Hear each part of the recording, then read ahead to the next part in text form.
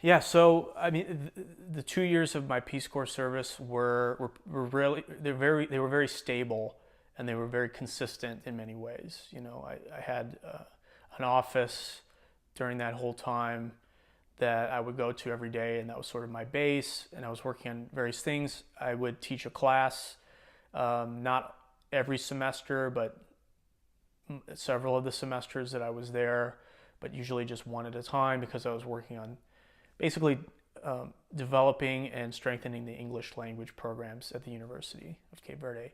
So that was, like I said, very consistent and very um, pretty calm in many ways. There weren't any curveballs that I was being thrown during that time.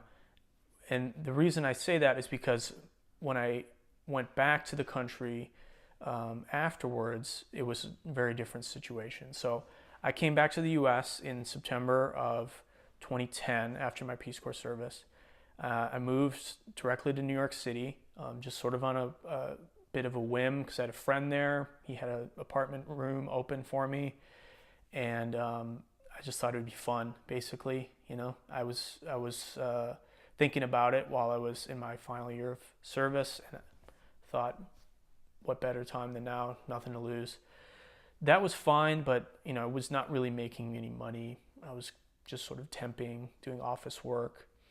Um, Sometimes I would work with teams of bartenders doing catering events and things like that. And because I had been a Peace Corps volunteer, my supervisor assumed that I was more responsible than the average person. Whether that's true or not, I don't know. But she put me in charge of large groups of bartenders and said, you're going off into Chelsea or other hip neighborhoods of Manhattan, and you have to wrangle all these folks. And so that was fun for a little while, but it wasn't a career. It was a very temporary situation. New York City is very expensive. So I was starting to think about Cape Verde again. I really missed it. And I thought, well, there's no way I could go back at the same time. I really wish I could, but I would just kind of be able to go for a short time, like a vacation. And that would be weird too, because I had only been back in the States for 6, 7 months or something. So it really didn't become an option until I started to talk to my friends that were still there. And so how that worked was I just put out feelers: who's looking for employees, who's looking for somebody to work for them, to work for somebody that they know. I wanted to get back to the country mainly just because I hadn't had enough of it. I I wanted to get a more in-depth experience. I wanted to get better at the language, and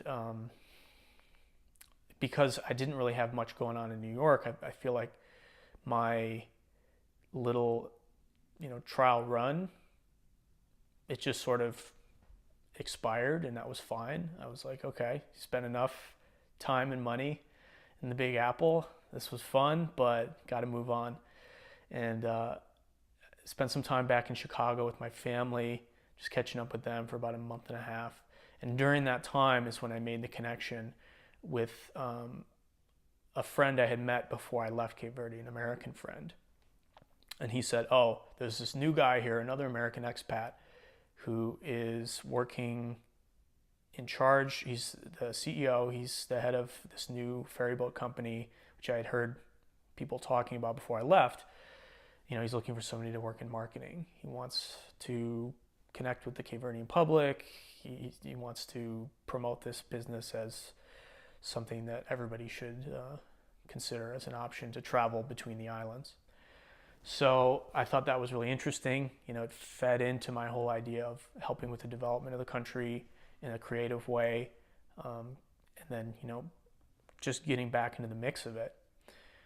So yeah, I interviewed over Skype and got the job, and then next thing I knew it, June 1st, 2011, I was back in Praia and pretty much started working as a marketing associate for Cabo Verde Fast Ferry that day, that afternoon after I arrived. So I was right into it. And yeah, I mean the one definitely led into the other for obvious reasons. I wouldn't have known Cape Verde without the Peace Corps. I wouldn't have had the training and the introductions and all of that good stuff. But they were totally different because, when you have the support of the U.S. government, even in, a fairly, low stakes way like the Peace Corps, the stakes are considerable, but compared to other, things you could be doing through the government overseas, it's a nice intro that doesn't involve too much intensity other than you learning a new culture and going through culture shock and things like that. And you have a lot of support and love. You really are given that like through your homestay family in your training period. And then, sometimes volunteers will have homestay families throughout their whole service. They have this support in place. Peace Corps is always there in some way or another, even if they're far away. You're always in contact with them in some way. So they're there to make sure you're safe, obviously, to check up on you from time to time, to provide these services because you were there in that capacity, and without them you wouldn't be there. But when I went back afterwards, none of that safety net was there. So I had to figure out a lot of things on my own that I didn't even realize I would have to. I had to find a new place to live all on my own through my network of friends. Fortunately, I had a good one to tap into, a good network, so that was fairly easy. But it was not a given, and when I didn't negotiate the rent. Eventually, I found a different place after that I had to figure out and move my stuff, which was not that much, but just all of those logistics that Peace Corps facilitates because they have drivers, they have accountants, they have, treasurers, all these different people in country, serving the volunteers. Couldn't take any of that for granted.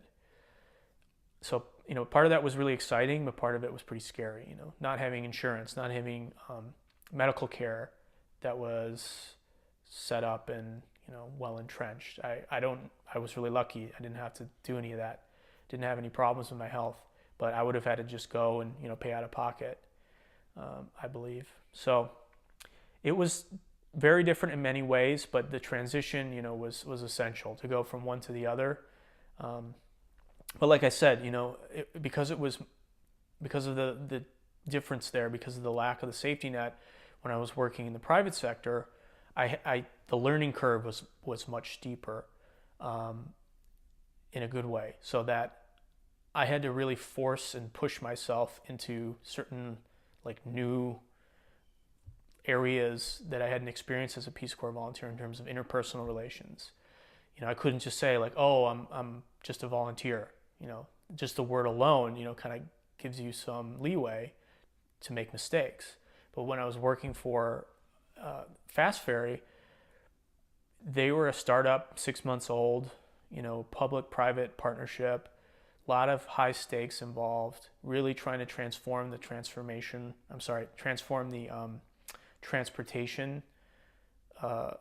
landscape of the entire country. Nobody really cared whether I was anything, one thing or the other. All they cared about was the results, just like any job, where you're being paid a salary. So yeah, that was a big difference.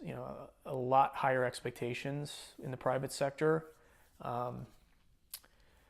But Peace Corps is fantastic for those kinds of training opportunities, those kinds of really grassroots type of projects that you're working on, where you are expected to make mistakes because you're figuring it out as you go along. Because there's not usually an answer. It's more of a series of questions that leads you to some kind of resolution of the issue you're dealing with. But working as a marketing rep for Fast Ferry, it was, we need X, Y, and Z, and we need it right now, and you need to produce.